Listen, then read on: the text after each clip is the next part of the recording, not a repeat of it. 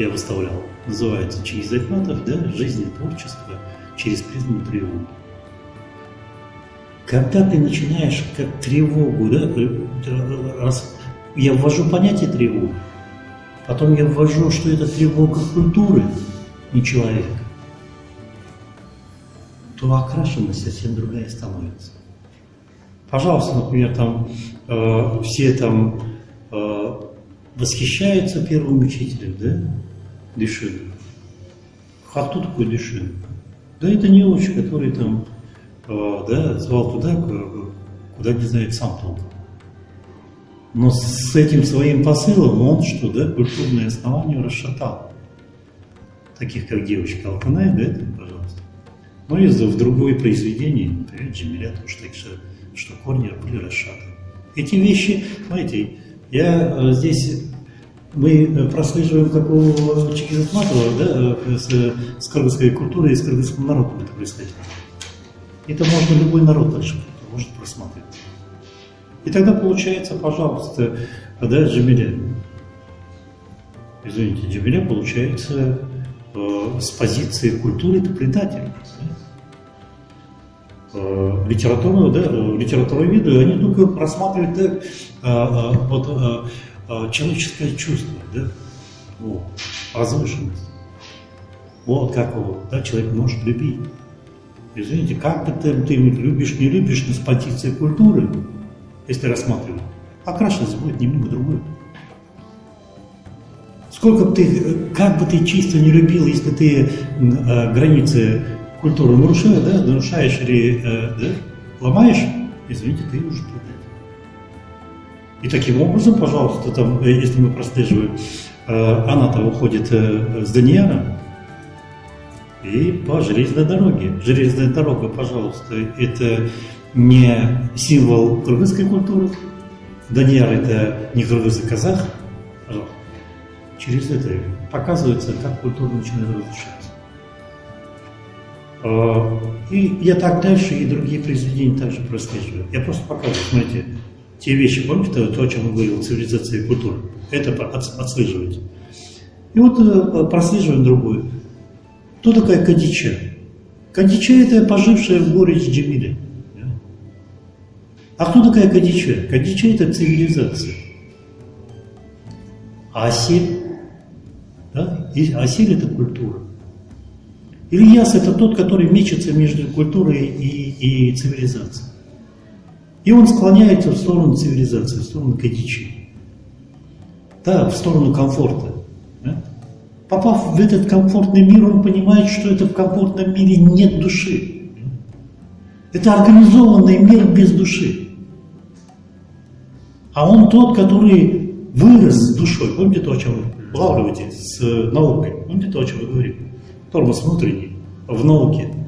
Он вырос да, именно в лоне культуры. И поэтому ему становится там душно, в этом комфортном мире. И он начинает там, да, ностальгировать в сторону Асель и мира культуры. Вот и все. Вот и игра идет. Пожалуйста. Таким образом, никто из айтматоведов так не рассматривал. Все айтматоведы пытаются смотреть почти одинаково. Единственное, они начинают, что да, там, кто лучше похвалит, кто там какую-то метафору найдет. И вот они там в строю стоят. Кто лучше нашел метафору, он чуть лучше впереди стоит. Когда же вот с этой позиции, когда да, с позиции тревоги или можно еще что-нибудь другое взять. Это посыл философский, когда пытаешься что-то видеть. И тогда, помните то, с чего мы начинаем? Окрашенность становится немного другая. И потом дальше смотришь и приходишь к тому, что да, Партор Качкарбай, который говорит, мне нечего думать, я с партией. Не тот Мангур, а это вот он Мангур. Вот разница. Большинство-то, извините, литературоведы говорят о том Мангурте, которого сделали. А вот надо говорить о том, который сам себя сделал. Это, пожалуйста, Бурлак Шилбай. И многое другое, да, про Сабиджана, который там говорит, да, скорее будет он там на этом холме там похоронить своего отца, там, скорее, да, в мир свой комфортный обратно вернуться. Ну, вот нюансы пошли. И у него, пожалуй, вот разные периоды начинают там эти айтмадоведы, там, литературоведы там придумывать, там то все. Здесь, видите, у него там период-то какой? Период, когда у него не было тревоги. Вот когда он писал, пожалуйста, это и первый учитель, и Джамилю, у него нет тревоги. Нет? Потом у него появляется тревога. А когда у него появляется, пожалуйста, там тревога, да? Плаха пошла, вот эти другие произведения пошли. Дальше там поиск выхода из этой ситуации, там, да, это он немного ударился в космизм. Потом разочарование космизма. Обратно возвращение в лоно культуры. Опять тревога. Это когда падает. Вот и все. Очень просто раскладывается.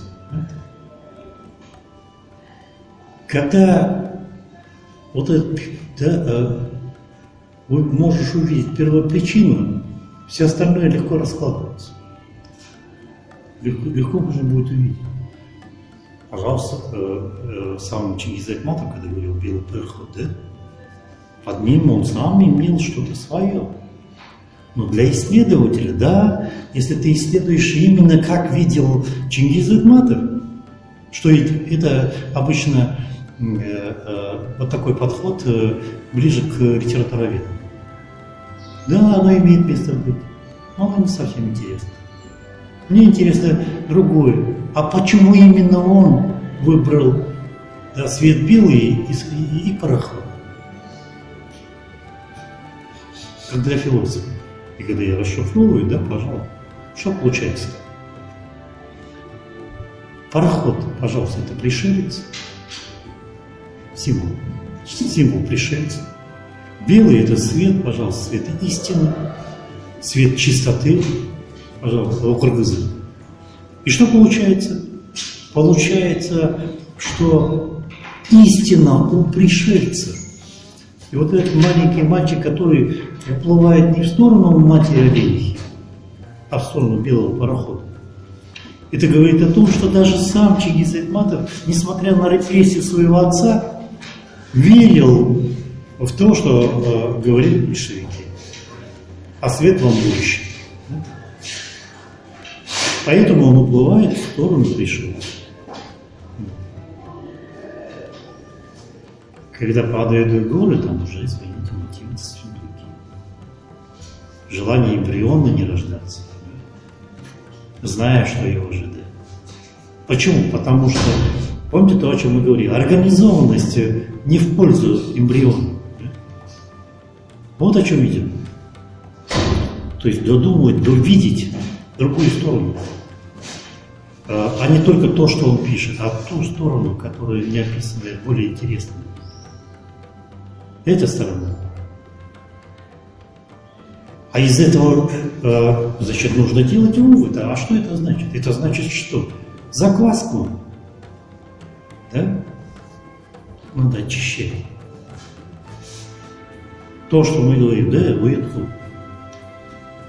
И то, что будет организовано миром для эмбриона, тогда эмбрион захочет рождаться. Тогда будет этот мир ожидаемый и желанный, да? А не наоборот. А что это? Это то, что можно теперь с другой стороны это посмотреть. Это тема, касаемая нас, да, пожалуйста, это глобализация.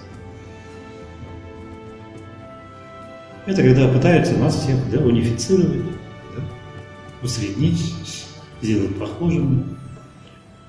Да? В этом особые усилия, да, проявляют юристы, пытаясь сделать это. Почему? Управлять легче. Но этот мир не интересен. Именно поэтому, пожалуйста, американцы почему не любят путешествовать? Потому что они все как Барби и Кен. Поэтому им хочется увидеть, встречаться с другими людьми. Поэтому другие интересные. Они друг другу не интересны. Потому что они искусственно ограненные. И эта ограненность, да, не в лучшую сторону.